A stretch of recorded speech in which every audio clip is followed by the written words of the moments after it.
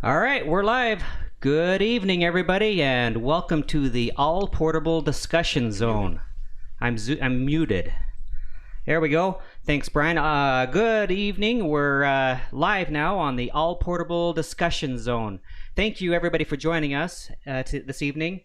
We have my name is Charlie, November Juliet 7 Victor, and I have a couple of co-hosts with me, Brian, W7JET, and Dan, KC7MSU. So hello to everybody in the chat room. We see you and welcome. We're going to have a great show tonight, I think. So just wanted to let you know what we're going to do tonight is we're going to introduce each of the co-hosts and myself a little bit and talk to you a little bit about who we are. And then we're going to talk a little bit about what we have, what we've been doing the last little bit, and maybe what we have coming up. And then we're going to dive into a couple topics. The first one being we're going to talk a little bit about our vision for this live stream that we'll be having here every other Sunday for the foreseeable future. So we'll talk about that a little bit. We'll have each of the co-hosts, we'll have Brian, myself, and Dan talk a little bit about what our vision is for this live stream and how we think the format might go. Then Brian will talk a little bit about a topic he prepared, and we'll discuss that. Then we'll go in and have Dan take a few minutes to talk about his topic, and that may be the format we follow. But we're going to try to keep this live stream a little bit flexible, and we're going to kind of let it evolve and accommodate the viewers and what we think is best. So before we jump in and do that, I just wanted to bring to your attention a couple things here. Let me bring up this first one, and that is, let me pull it over here. Hope you guys can see that.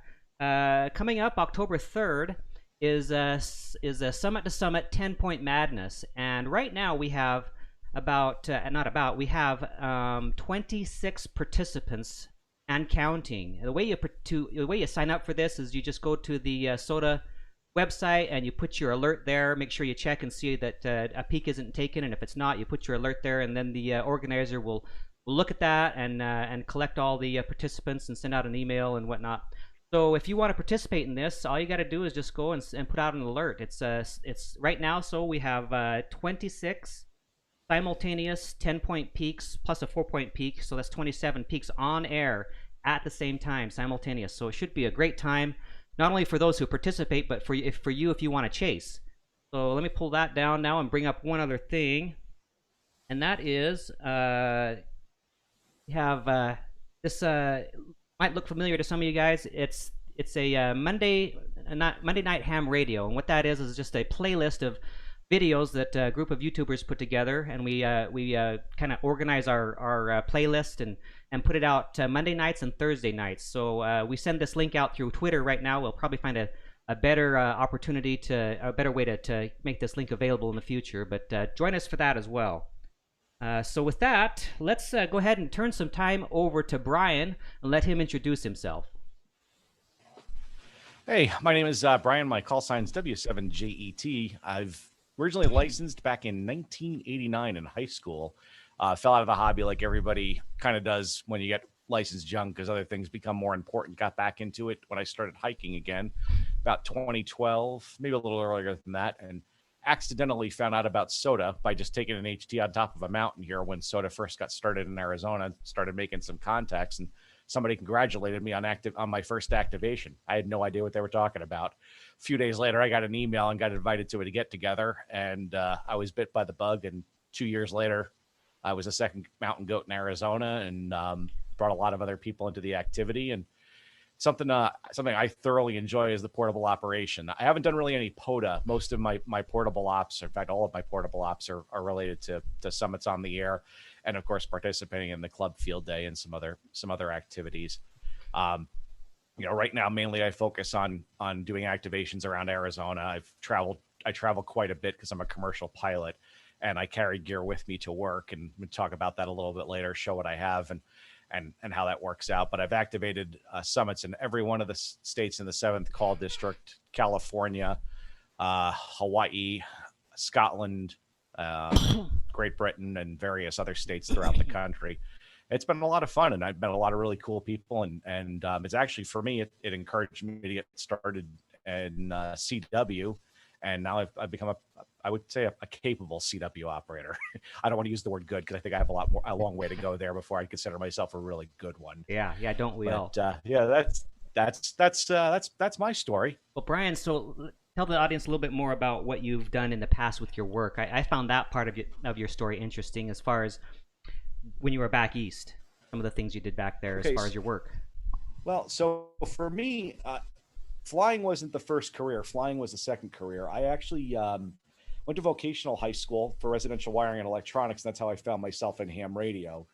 The one shop class I was taking, there was extra credit if you got your amateur radio license. I didn't even know what it was at the time, and got the license. And then while I was doing that, the building industry had kind of collapsed in the 80s, and there wasn't much work.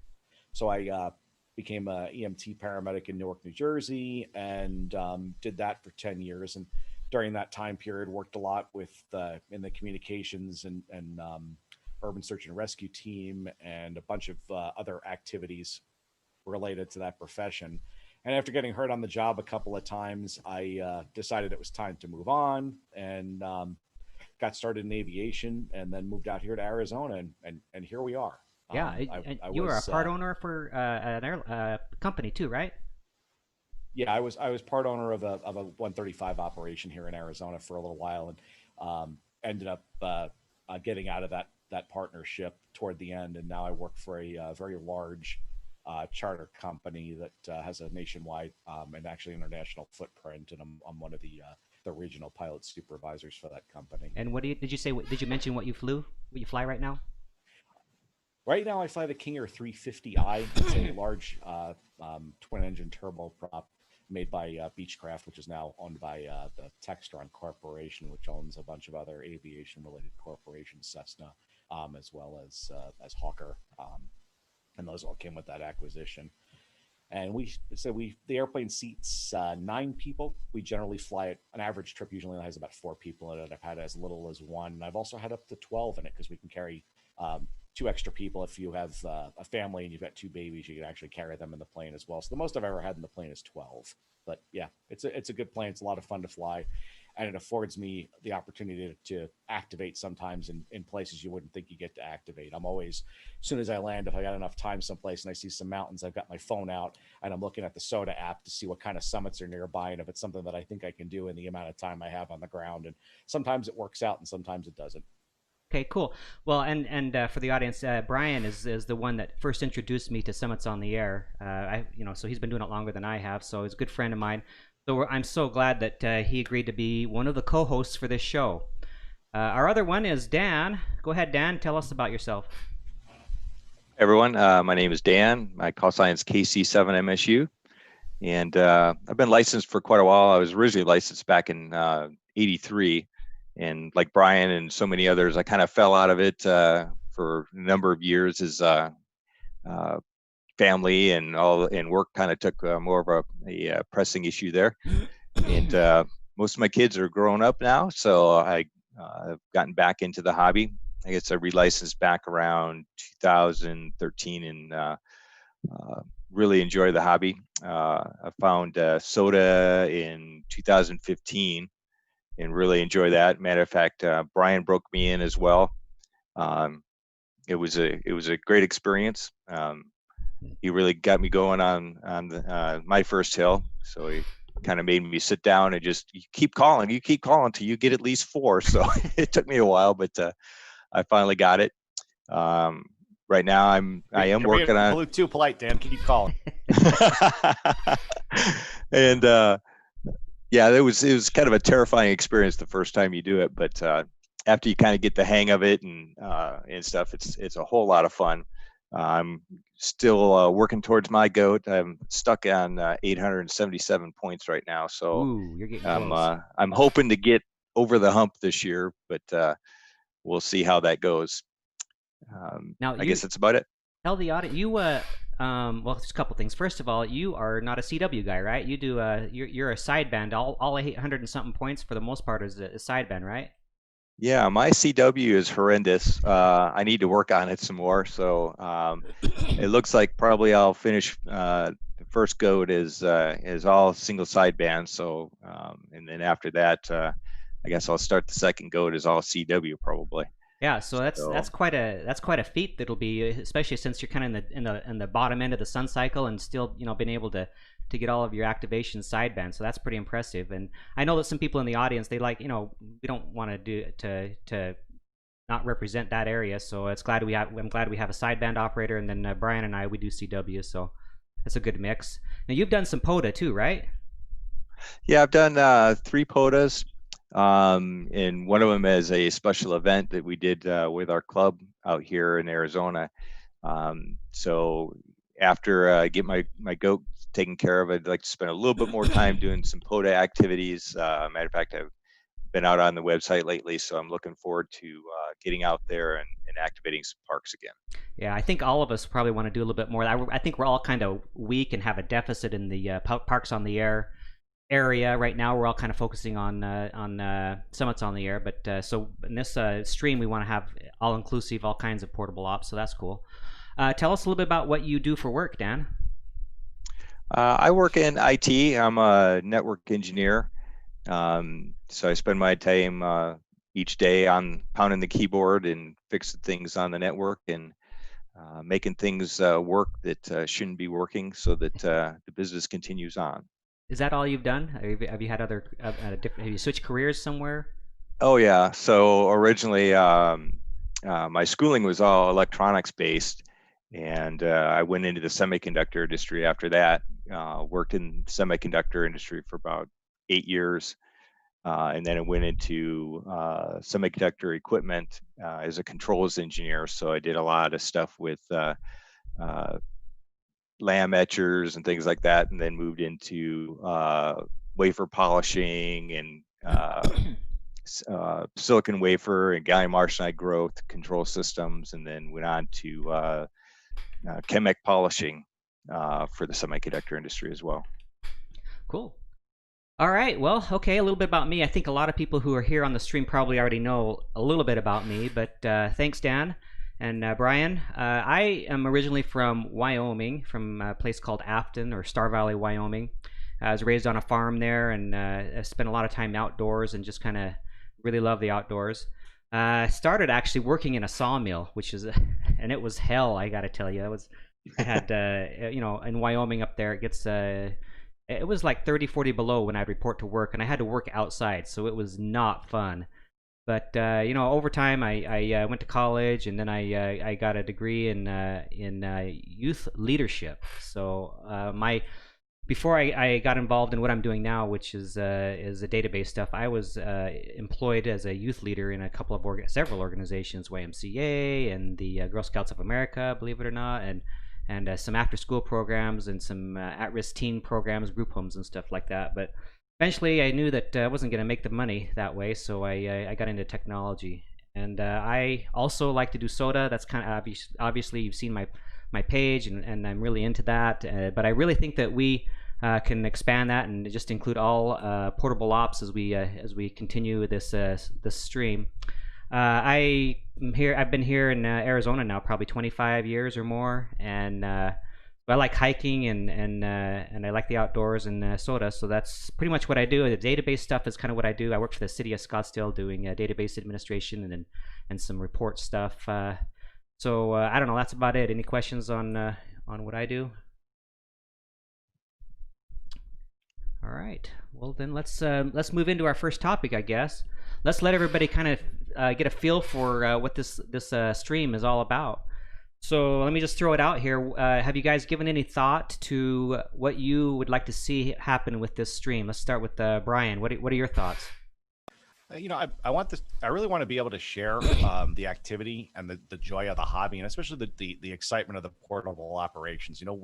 What most of us, I think, will never are highly unlikely to experience as be a part of a de-exposition to a random, highly desirable location. But one of the really neat things about the portable ops is it's a mini de-expedition, and it's also, I like to call summits on the air the field day that never ends, because you're going out, you're picking a location, you're doing all the prep and planning to get up there, because sometimes, let's face it, some of the hills that we go to, they're not exactly easy to get to. I mean, Charlie and I have done a few where afterward, we're like, we're never doing that one again. That was a Yes. one and done, because it was a ton of work to get up on top of that thing. It wasn't something that we could just randomly say, oh, let's just go do this.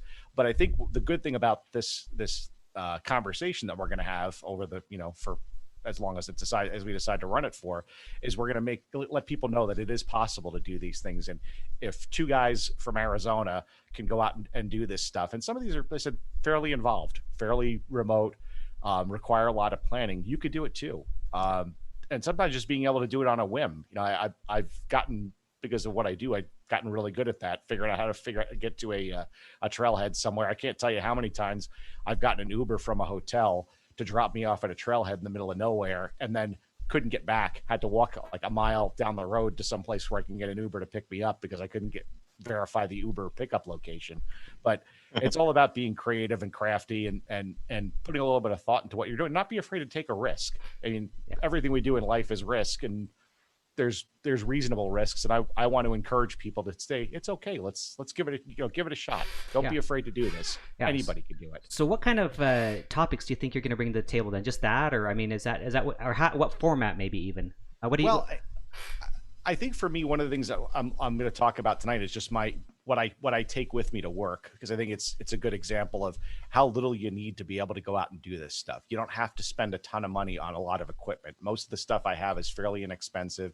It's stuff that I've either scrounged or picked up off of Amazon for next to nothing, or other things that I've just repurposed. Yeah. And I've been quite successful with activating that way. And I've been able to activate some, spur of the moment stuff just by having this minimal amount of equipment with me. It's not a very expensive activity.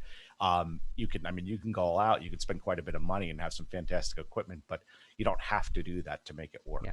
So it sounds like what you want to do is just kind of bring to the table, to the group, kind of talk about kind of some of the stuff, your experiences as you go along then, and as you activate, just kind of show people what you've done. Yeah, absolutely. I think one of the things that, something is very popular, but it's not something everybody does, and there might not be somebody in your area that you can pick up the phone and call and say, hey, what worked for you? But hopefully this content that we're going to produce will give people an option when they search. They'll be able to go back and look at these videos down the road, or tune in and look at it live and say, oh, pick up a little tidbit, because I learn things all the time from just watching random YouTube channels about the hobby, and listening to podcasts and other things. And I think we can contribute quite a bit to growing the portable aspect of the hobby, and that is really starting to explode. I mean, look, ICOM just came out with a 705. They didn't make that because they because they thought it would, because it was just time to make a new portable radio. They see that there's a need in the market for it, and that they were willing to invest the R&D into producing that radio and putting it at a price point that's affordable for most people over time. It's not a terribly expensive radio. It's not cheap either, but they figured that they're going to sell these radios because portable operations and amateur radio are becoming quite popular. And frankly, with the size of the radios now and the size of the equipment, now is a great time for portable ops. I mean, think about the size of the radios that we carry with us to go up on top of a mountain. 15 years ago, that wasn't possible. No, not at all. They were a lot bigger. This stuff was not there. The radios keep getting smaller and more capable. Yeah. So let me just mention real quick. Don in the chat room asked if we were going to cover the chasing side of portable ops. So I just wanted to throw that out there before we see what Dan has to say. What do you think, Dan? I think we should. Yeah, chasing is a really important aspect of whether you're doing SOTA or POTA. Without the chasers, there'd be no reason for us to go out in the field in the first place. So there has to be some rewards for them as well. And without getting out in the field and giving them those points, there's no reason for them to be working us either. Yeah. So what do you think then? What are your kind of expectations, or what's your vision then, Dan? Well, I'm hoping just to show that, out of the three of us, I'm definitely the least experienced one out there. But there are all kinds of flavors out there for, getting out and operating QRP, or just getting out and operating QRO, from a park, or, when you go camping somewhere, or, operating in a Walmart parking lot or something. Yeah. And there's a lot of different ways to do it as well. The point that, I'm hoping to get out there is just get out there and experience some of these things. And and you may fail a few times, but you'll have a whole lot of successes as well. And it's all about the learning process. And I've learned a lot as I've gone along, especially with how much I pack in my backpack, as the years have gone on. Yeah, cool. So I think that so we've kind of talked offline a little bit, guys, in the chat room, and those of you who'll be watching about this, and that's kind of the thoughts that we had. I think the format for now, and we'll change it based on feedback and how things go. But I think what we'll do is when we come in every 2 weeks, we'll kind of give a report of what we've been doing, and then we'll each just bring a topic, some sort of portable ops topic to the table, and we'll all just talk about it. That sounds. I think that sounds like what everybody kind of wants to do, right, guys? Yep. Yeah. And so then my piece, though, I was thinking about what I wanted to do, what I wanted to bring to the table, and I felt like for a while that now this is very Summits on the Air focused. One of my thoughts, but I really think that we ought to be bringing on the mountain goats once they achieve mountain goat, and filling in this fourth card so we can complete the square there. Bring them on, give them 10-15 minutes to talk about their journey, and once they do that, just keep them here and let them participate in our topic discussion. So I wanted to do that, but I also wanted to expand that. People, I know there are awards out there for POTA. If you reach so many contacts, maybe bring some POTA guys on, bring some chasers on. If somebody has reached super sloth status, I'd love to have them on. So I think I'd like to have kind of that's kind of the format. Get on, kind of talk a little bit, then bring on somebody who's achieved something in portable ops. Let's hear about their story, and then keep them on, and then we'll talk about just various topics that we bring to the table every 2 weeks. I think that's kind of the format we're going to start with and see how that goes. Any thoughts? I think that sounds terrific. Yeah, no, it sounds good to me too. Yeah. Okay, and so then let me just show you one thing here. Let me pull this over. So I've already talked to, let me scroll this up. I've talked to this guy here, K7FOP. He says once he gets his mountain goat, which he's only 2 or 3, maybe 4 or 5 summits away, he's going to come on. I already told him I have a slot for him. I've asked about N6 MKW. I haven't really talked to him yet, but I've asked about him in the social circles. Look at him. He's only got 2. He's had that status now for a bit, but I'm going to probably reach out to him too, see if we can get him on to talk about how he did, how his journey was in Summits on the Air. So that's kind of how it's going to go, I think. So I'll just kind of monitor the chat room here now while Brian takes us off and brings up his topic, and we've kind of talked about this ahead, and so me and Dan will kind of interject and ask questions while Brian introduces his topic. I got on the right screen here, so I'm going to take my mute so I don't mute at all anymore. Okay, so what I was going to talk about mostly is what I take to work with me. So for those of you, since you guys don't actually know what my schedule is, I go to work for a week and I'm home for a week. And more or less what that means is I start either in an airplane here where I live and travel around the region for 7 days. And sometimes I might not see home at all. And other times I actually get on a commercial airline and they fly me to a plane somewhere. And then I start it from that location. So I have to pack a whole week's worth of life with me in a suitcase, along with other things that I need to actually enjoy myself when I'm there. And one of the things I started doing is I bring all the gear with me to be able to do an impromptu SOTA activation somewhere, should I end up with that. So I'm going to try sharing my screen here to show you a picture of. So the photo I'm going to show is actually the gear laid out in a hotel room in Roanoke, Virginia, from when I did an activation there about 2 years ago now. And it looks like Charlie, you have to free up the sharing. Sorry. That's there. Okay. There we go. All right, let's try that now. So we're going to try sharing the photograph. There it is. So everybody should be able to see that. What you can see there is that Coda Packs is a collapsible backpack. It folds up to about the size of, it's like maybe 2 inches deep, 4 inches long by 6 inches long. And it opens up and fits quite a bit of stuff in there. I carry a little UKITS HB1B CW radio, 4-bander. a raincoat. That green sack has my dipole in it, which is a link dipole, handkerchief, extra battery for my cell phone, a headlamp, a first aid kit, a clipboard that I can that has my log on it, which that happens to actually have the log from that day on it. The two bright things over there are actually reflectors for if I have to walk on a road or something, I don't want to get hit by a car at night. An HT, an extra battery for the cell phone, and that yellow tube with the white caps on the end. That's actually my support pole. And all of that fits in a normal size suitcase and adds altogether, I think that weighs just about 4 pounds, all of that gear right there. And I also have a small hydration bladder that I bring with me. And I'd say if I do one activation a month while I'm working, it's a lot because it doesn't always work out. A lot of times I'm in flatland and there's no summits, or the nearest summit is not suitable for the type of gear that I have with me, because I am realistic. And as Charlie and Dan know, my number one thing is preaching safety, safety, safety, safety. So if the summit doesn't meet the gear that I have with me, I'm not going to activate it, because I don't want to end up on the evening news somewhere.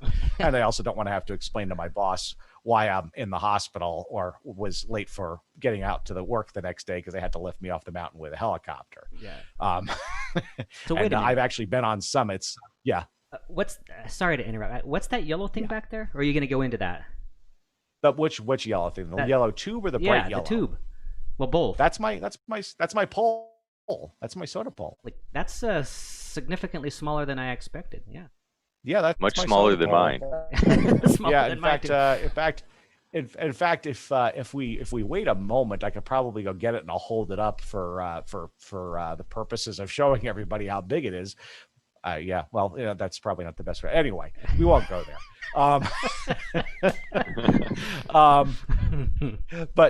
So yeah, that's the pole right there. That's the one and that's the same one that you guys have seen me use, Charlie, a couple dozen times on summits. That is that same pole. It comes with me everywhere. It's it's a 13.5-foot collapsible fishing pole that I bought off of Amazon and reinforced the bottom of it with about 5 or 6 layers of heat shrink. I used to have black heat shrink on it until I had it fall out of my backpack coming down a mountain one day, and it took me a half an hour to find it because it blended in with all the sticks on the ground. So after that, I decided I need to be smarter than the pole, and I rewrapped it in bright yellow heat shrink, and lo and behold, it's a lot easier to find now. Yeah. Because again, I'm not very smart, so I got to make sure that the pole is smarter than me. There you go. And making it bright yellow was the way to go. But like I said, with all this gear here, I'm able to go out and run out and do activations. I was getting it earlier. I was on Porter Mountain in San Diego, and it's a walk uphill. You have to hike it. It's fairly popular in the middle of near. It's not Gillespie. Can't think of the name of the airport there. It's inland a little bit. But while we were up on top of the mountain, a helicopter was flying overhead, and it made a low and a high orbit, or a low and a high surveillance. And for people that are helicopter pilots, they understand what I'm talking about. For those that aren't, what that means is you basically make 2 passes over the location, one at a high altitude and one at a low altitude before you land, to make sure there's not something you're going to hit with the helicopter while you're trying to land, like a wires, tower, or whatever. And there was a helipad on top of the mountain, and the guy I was with was from work. He's a good sport friend of mine. Would usually go with me on these hikes if he's working with me. So he's up there. He goes, "Man, what's going on with the helicopter?" I'm like, "I think that dude's landed." And sure enough, it landed, and it was San Diego Fire Department, and a paramedic and a flight nurse jumped out of the helicopter, and they walked past us. I got the odd look that I always get, because we definitely are not a normal thing to see on top of the mountain. Why is this guy sitting there with earplugs on and a wire strung between 2 trees? And they walked past me and went down the hill, and turned out there was a guy about 100 feet down the hill from where we were that had a seizure, and they were medevacing him off the mountain. So it does happen. Yeah. And that's why I preach the safety, because I live right at the base of a fairly popular hiking mountain here called the Wind Cave Trail Pass Mountain, which also happens to be a SOTA summit, which Charlie and I have both activated. And maybe we'll drag Dan up there eventually. Yeah. And once the weather here in Arizona hits the sweet spot, which is right about now, where it starts getting below 100, almost every weekend the sheriff's department will be there plucking somebody off that mountain that gets injured in a hike. So that's why I preach the safety, because but we don't want to hear about you on ARL News about a ham getting rescued off of a mountain doing a SOTA activation. Right. I don't want to be that person. Yeah, exactly. So that's my gear there. I said, it's all lightweight and it doesn't take very much to get all that stuff together. And then ultimately the planning for me, the apps on the phone are very helpful. I'm going to go ahead and drop this screen out. I'm going to stop sharing on that and go back to the regular screen. You guys can see me again? Yeah. Okay, cool. So one of the things that I try to use is the SOTA apps on the phone. And when I get into an area, I'll pull that out right away to do a high level check on what might be around to go activate. And if I find something that looks suitable, I'll get on the computer and the FBO. And the FBO is kind of like the private terminal for private airplanes. And they usually have computers set up there for pilots to use for flight planning and other stuff. And I'll look on that real fast to see if there's any summits in the area. And my first tip that the summit is something that's doable for me is the number of activations. Oh yeah. Sometimes I'll look at the summit and I'm like, oh, that's been activated 67 times. I do that too. That means that after working a 10-hour day, my body can probably make it up that hill in a reasonable amount of time. It tells me that it's not terribly difficult to get up on top of. When I see one or two, unless it's a remote area, usually an indication that might not be an easy one. Right. And then I'll figure out how I'm going to get myself to the summit. I usually get to the hotel, change, pack that bag really quick, grab what I need, print out a log if I haven't already done that, throw it on the clipboard and go out and have some fun.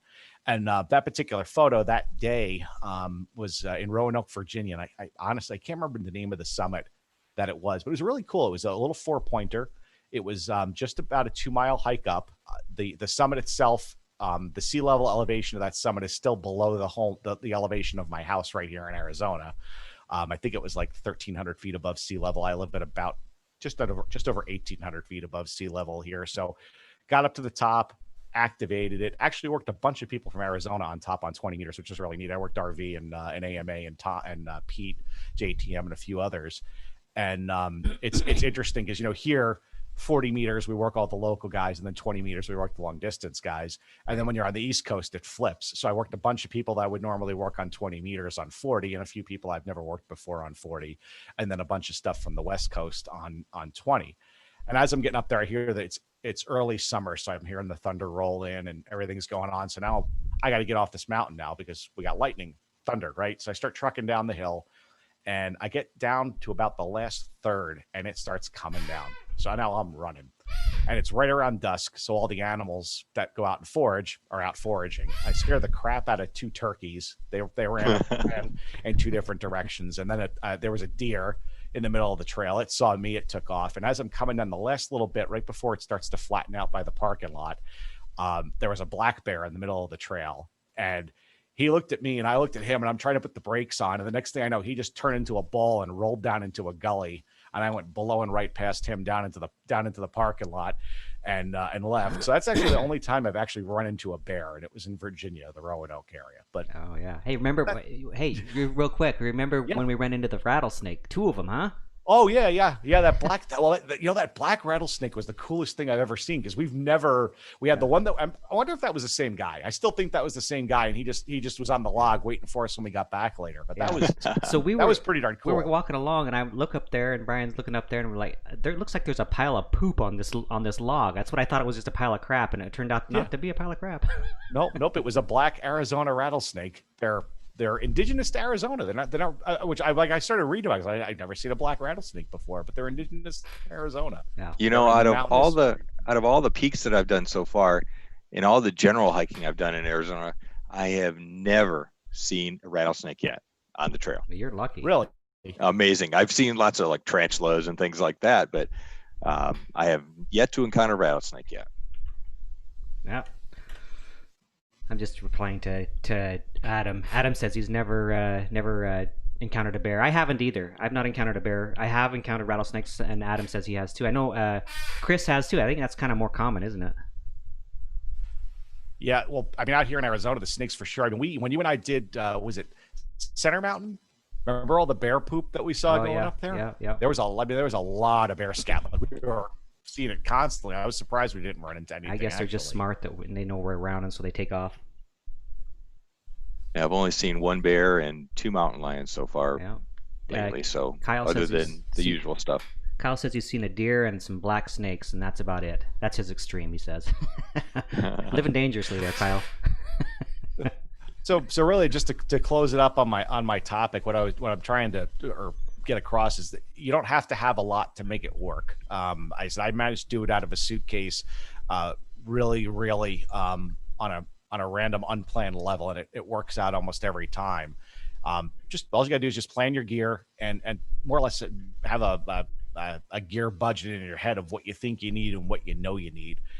That is probably the most minimalist setup I carry with me. A normal setup, and here in Arizona, especially for some of the summits that Charlie and I have done and Dan and I have done because of the remoteness, I carry a lot more gear, mainly because I want to make sure that I can handle being out in the woods for a while by myself if something goes wrong.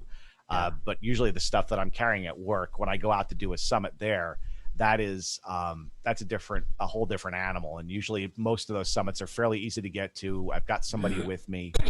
They're near urban areas, so they're not as high risk. Yeah, I got one more. Go ahead. Oh yeah, I was just gonna say that's kind of me too. I have, I think at least three different types of packs, and I carry, from one extreme to the other depending on what I want to do. And so yeah, sometimes I'll carry a pretty heavy pack, has a lot of room for warm clothes and other things, if I'm going a long distance. Whereas sometimes if we're just a summit right around the corner right in the middle of town, you can just take an HT or just a few things and go real light. Exactly. I said, here's another pick I'll throw up here. This is, I think I picked this actually up on top of the mountain with the gear. And let me I've got the wrong screen up there. Hang on, let's try that again.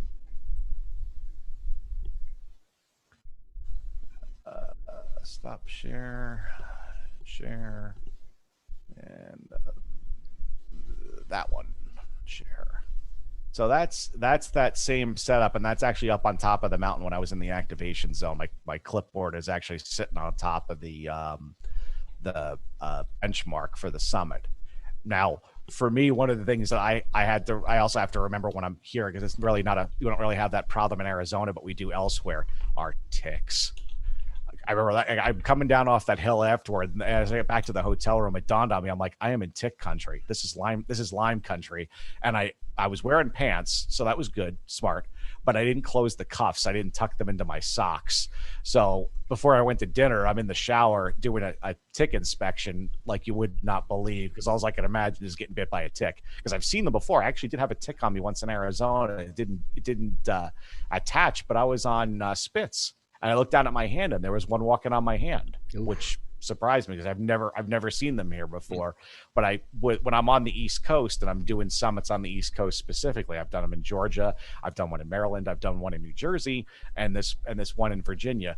It all of a sudden dawned on me, this one in Virginia in particular, I'm like, I got to check myself for ticks afterward, because Lyme disease is a real thing. I actually had a woman that I had dated when I was younger who didn't find out she had it until she was in like the very later stages where she started having neurological deficits and stuff from it. Wow. So all just right. Another thing to think about. Cool. All right, Dan. Dan, let's move on to your topic now. Okay. So my topic is kind of twofold, I guess. SOTA number one, but like I said, I would like to do some more POTA here in the near future.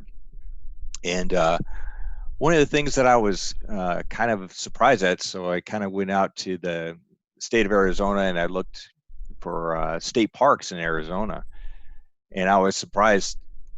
I didn't think we had very many. We don't have as many as some states. I'm originally from Michigan, and there's a state park, right around the corner from you. So there's, probably 200 easy in the state of Michigan. But there's some really great ones in the state of Arizona. I found, 34 of them here, and then you got the national parks and monuments and things like that as well that are on the POTA site. But just, state park wise, I didn't realize we had this many. And there's some really well-developed state parks here that are close by, wonderful places to go, whether you want to, just do a POTA, or if you want to go see some Indian ruins, or if you want to quick run off and grab a soda or something like that. There's a lot of them here. I was really surprised, and they're all, diversely placed all around the state. So there's a lot of opportunities to operate remotely in Arizona, even just state parks and monuments and stuff like that. So I'm really looking forward to getting out and getting to some of these parks here right after I get done with the fun of SOTA here. Yeah, I was just going to mention, I was watching... Nope, I think you're on mute, Charlie. Sorry, yeah, hold on. I was going to mention, I was watching ATA's, he had on the guest for POTA, the guy that does the websites and stuff like that, and I noticed when I was watching that stream that I was kind of fiddling around with the maps, and I noticed a pin on Coconino County and not Coconino County, Coconino National Forest and Tonto National Forest, and I realized then, I think everybody else already kind of knew, but I'd say probably 95% of the activations that I have done have also been a POTA activation. I didn't even know it, and so that's, there's just so much unknowns out there. I actually have 2 logs that I also understand that it's, it's kind of incumbent upon us, if we're putting out there that we are doing a POTA, that we need to upload our logs, get them sent off. So I have 2 logs at least that I need to make sure I still need to turn in, or I'm over a year past due. So if you guys were chasing me, I'm sorry. But yeah, sorry. That's kind of I thought it was pretty neat. Maybe I ought to start posting more that it's a POTA activation as well, and uploading those logs. Yeah, and it's really important too, I think, to make sure that while you're on the radio, so that you express which one you're doing, hey, because a lot of times from the same summit, you can do a POTA as well, obviously. And sometimes, people will get them mixed around and stuff. So you got to make sure which one you're currently working to. Yeah. So I have Don Izzo. He had a question for us. Let me see if I can scroll up and read it now. It says, what SOTA app do you guys recommend? And I think what Don means is, I think is, well, Don, throw in there exactly what type of app you mean. We'll just kind of answer some of the different types of apps that we use, but if you had a specific type of app, which one you were looking for, maybe if it's logging, or if it's just, watching the spots or whatever, then throw that in there. But go ahead, Brian, what apps do you use? So I have 2 phones that I carry. I've got an Apple phone and a Android phone. So depending upon which phone I have, the work phone's the Apple phone, and the SOTA Goat app on the Apple phone is fantastic. It's a really good app. I've got the alerts set up on it. One of the things that I like to do, just because it's a one-click snapshot, is the Summit Finder app, which I got to look on here and figure out what the name of it is again. But you click on it once, SOTA Finder, and all it does is it just lists the summits near you based on the where you're at, and it'll tell you what the location is, and then you can click on it and get some basic information, and then I can go do some more research later. That's probably the easiest one to use, because again, it's one click, and then you've got the SOTA Goat, which is, like I said, really good. Then on Android, I have the Android version of the SOTA Finder on there, as well as SOTA Spotter, and those are the 2 other apps. I have Pocket SOTA that I paid for a while ago and I've been using, but I don't use it as much as the other 2. The SOTA Finder seems to be the one for me that's mostly my go-to, because it's really easy to get up. Yeah. For the apps on the phones. Okay, so I only have 1 app that I use. Let me just answer, and then I'll turn it over to Dan. Dan can answer what he has after I do, and then can continue with his presentation. So I just have, you probably can't see it well, but that orange one there with the mountain. Oh, what happened? Bixby. Well, anyway, SOTA Spotter. That's the one I use. It's just all I use it for is really to track if I put alerts and stuff like that, so I can keep track of everybody when they put spots out. That's the only app I use. So Brian has more than I do, and Don Ezel says he was looking at the SOTA Goat for Apple. So I have no experience with that. I don't use Apple. So go ahead, Dan. Yeah, I've used the SotaGoat app for a long time now, and it recently got rewritten, and it does all kinds of things now. For example, it's a lot easier to spot yourself than it was previously, and then it's also got a function where you can tell, how close you are to. It's got a compass as well as it tells you how close you are to in the activation zone, or if you're not. Which I've found very handy. It's a lot of fun to kind of see how close you really are. And the surfing and stuff like that's much improved as well. Another one that I started to use recently, because N1 CLC uses it as well, is All Trails. I kind of like that app too. It's got some nice mapping features in it as well. I go to join activations every once in a while with Chris, N1 CLC, and that's what he was using, and now he's kind of switched over to Gaia, which he says is better than that. But so that's something to look into. That's what I've heard. Yeah. Brian, check your text real quick. I just sent you a message. So okay, go ahead, Dan. As far as logging goes, I'm a paper logger. I can't get my fingers to move quick enough to get things in. So I want to try one of the newer apps. I've seen some folks talking about them lately, so I may try that again. But generally, I have a hard time getting my fingers to move fast enough to get stuff in the log. Yeah. So, but anyways, like I said, I'm really looking forward to getting out and doing some POTA stuff in the near future, and it's a good way to get out there with your significant other as well, and take them along and have a nice vacation, and you can operate a little bit from inside of one of these state parks, and especially in the evening, or during the day. So it'd be nice to be able to operate at various points in time, while you're there, and see what kinds of QSOs you can rattle up. But okay, Dan or Adam says he's a big fan of CalTopo for mapping and VK Portalog for spots and logging. And I'm going to try VK Portalog. I haven't used it yet, but I'm gonna try that, I think. I was having a difficult time finding the VK Portalog. Is that I have a video available on iPhone, or no? It didn't come up. It's you have to go into you have to install it from a group's IO site. I have a video coming out on that to show people how to install it. So, but anyway, so we're at 4:48. I think we have probably another 4 or 5 minutes, and then we'll wrap it up and do a few cleanup items, and we'll call it good, Dan. So go ahead. Also, I just wanted to say, get out there, whatever your style of operating is. Was it the weekend before last? I went out and did Hickey here in Arizona, and I was really amazed at the type of mountain that is over there. Matter of fact, on the way back down, I found a really nice swale in some tree coverage and stuff. So I took a nice resting spot, and lo and behold, there was probably 15 deer that came out of the brush, and there's like a little meadow area kind of out in front of me, and they just were out there eating and kind of romping around for a good 15 or 20 minutes before they finally spotted me, and they were off to the races. But you never know what you'll encounter, and it's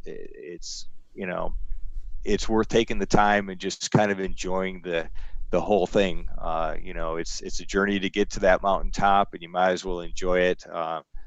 And spend some time if you can, on the way up or on the way down, and just look and see what nature has to offer out there. Yeah. All right, Dan. Okay, guys, we're going to wrap it up here. I just wanted to real quickly do a couple of plugs, and then I'll give you guys, the two co-hosts, a chance to say goodbye, and then we'll finish off.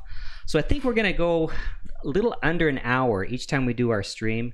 Probably 50 to 55 minutes. And the reason is because we're in a Sunday time slot right before when Jason, Ham Radio 2.0, he does his stream. Right now, Ham Radio 2.0, Jason does his stream on the opposite Sunday of us, and he does it an hour after us. But he's planning on, at the first of the year, if everything goes well for him, he's planning on doing it every Sunday. And so what will happen is we'll be doing our stream, and then we'll have to end so that we can all the viewers can transition over to watch his stream. So that's kind of how the format will go for that. So look forward to doing maybe some interviews then with some portable ops guys, and enjoying having them come on and then talking to them a little bit, and we'll bring up some topics. And if you guys have any suggestions, you viewers, then bring them on for us. I think that the overall theme is going to be portable ops, but anything regarding portable ops, which is a very wide topic, we'll discuss it. So thanks for joining us, and let's turn it over to the other hosts for closing arguments, closing comments. Let's see. So I got the my board engineer Bandit here to make some adjustments to my audio level, so hopefully the microphone sounds a little bit better now. And I'm excited. I think it's going to be a good time. I'm glad we're going to get to be able to share some of our stories and experiences with other people, and hopefully we can encourage more portable activity. And also for me, I'm looking forward to expanding, and I'm sure I've got a ton of logs that probably qualify for POTA that I never even realized they do. So I'm gonna have to pay more attention to that myself now and get those logs in. Mainly, I'm looking forward to this growing and continuing to serve the greater ham community. Okay, Dan, over to you, buddy. All right. Yeah, I just wanted to say thanks to everybody who came out to watch this initial go at this subject, and I'm looking forward to doing this every other week. And matter of fact, hopefully next weekend I'll be out on some SOTA peaks after. Unfortunately, I won't be able to do the 10-point summit stuff, but I'll be in the Alpine, Arizona area for several days. So I'll be doing some SOTA stuff. So on weekdays, no less, which has never happened for me. So keep an eye out, and hopefully we'll get some QSOs in, and maybe we'll have some fun adventures to talk about next time from that event. Okay, great. Okay, thanks to Brian and to Dan then, and thanks to all you guys who are watching in right now in the live stream, and we'll catch you later, guys. 73, and for you guys that are watching later, also we'll hopefully have you catch another one of these another time. So that's it. We're closing her down, guys. Have a good one. We'll maybe see you guys on Monday Night Ham Radio here tomorrow. So 73 to you.